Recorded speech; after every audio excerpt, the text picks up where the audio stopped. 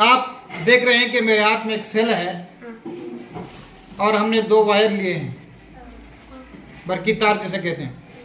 अब इस वायर के एक किनारे को हमने सेल के मनफी टर्मिनल से जोड़ा है, नेगेटिव टर्मिनल से, और इस वायर के किनारे को सेल के पॉजिटिव टर्मिनल से जोड़ा है।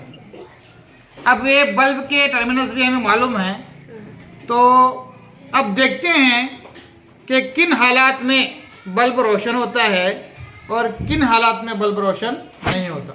अब देखें, ये दोनों वायर्स के किनारों को मैं बल्ब के नेगेटिव टर्मिनल से जोड़ता हूँ। क्या बल्ब रोशन नजर आ रहा है आपको? नहीं।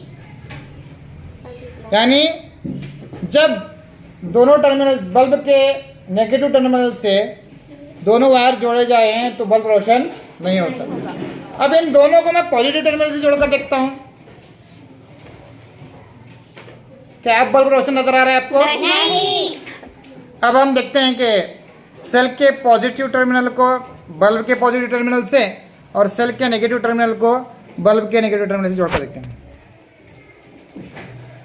देख रहे हैं नजर आ रहा है इसमें? जी, यानी इस हालत में बल्ब रोशन होता है, लेकिन ये तरीका मुनासिब नहीं है, क्योंकि इसमें सेल की जो पावर है वो जल्दी ख़त्म होने के चांसेस हैं या फिर बल्ब के बस्ट होने के चांसेस हैं। जी हाँ। तो सही तरीका क्या है? सही तरीका ये है कि सेल के पॉजिटिव टर्मिनल को बल्ब के नेगेटिव टर्मिनल से जोड़ा जाए, इस तरह।